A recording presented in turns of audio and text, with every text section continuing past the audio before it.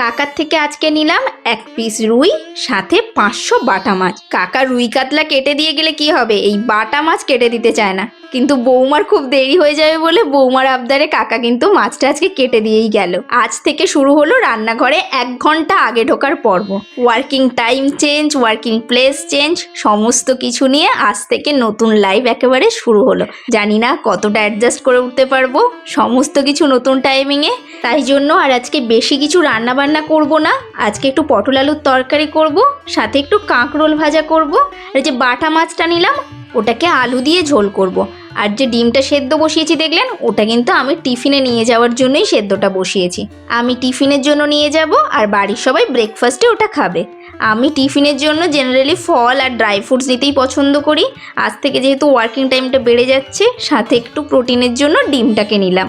আজ যেহেতু রান্নাঘরে 6:30টার সময় ঢুকেছি, আর কাকা জেনারেলি মাছ নিয়ে আসে 7:10-15, তাই প্রথমেই পটল আলুর তরকারি পটলটা ভেজে নিয়ে তারপরে কাঁকরোলটাকেও ভাজতে দিয়ে দিয়েছি, পটল আলুটা সেদ্ধ করে নিয়েছি, ভাত করে নিয়েছি।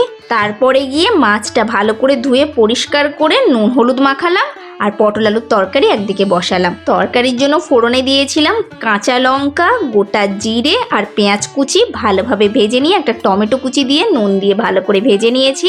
তারপর আদা রসুনের পেস্ট দিয়েছি, সাথে হলুদ গুঁড়ো, লঙ্কা গুঁড়ো আর কাশ্মীরি লাল লঙ্কার গুঁড়ো দিয়ে অল্প জল দিয়ে মশলাটা ভালোভাবে কষিয়ে নিয়ে সেদ্ধ করা আলুটা দিয়েও কিছুক্ষণ কষিয়ে নিয়েছি, সাথে ভাজা পটলটা দিয়েও কষানোর পর এবার দেবো 1 চামচ ভাজা মশলা আর অল্প একটু চিনিটা দিয়ে এবার কিছুক্ষণ কষিয়ে নিয়ে দেবো 1 বাটি থেকে 1.5 বাটি মতো জল। এবার নুনটা টেস্ট করে দিয়ে নিলাম। এবার ওটা ফুটতে থাক। এইদিকে কিন্তু মাছটাও ভাজা হয়ে গেছে।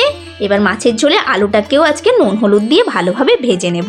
পটল আলুর তরকারি কিন্তু একদম কমপ্লিট। এবার একটু ধনেপাতা কুচি ছড়িয়ে নামিয়ে দিলাম। চাইলে এই সময় গরম মশলাও একটু দিতে পারেন। ওইদিকে আলুটাও ভাজা হয়ে গেছে। এবার আলুটাকে তুলে নিয়ে ওই কড়াইতে আরও একটু সর্ষের তেল যোগ করব, দিয়ে দেবো একটা পেঁয়াজ কুচি।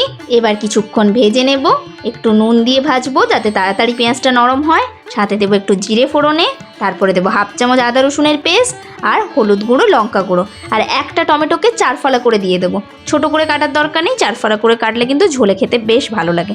এবার জল দিয়ে মশলাটা কষিয়ে নেওয়ার পর ভাজা আলুগুলো দিয়েও কিছুক্ষণ কষিয়ে নেব যাতে মশলাটা ভালোভাবে আলুর মধ্যে যায়।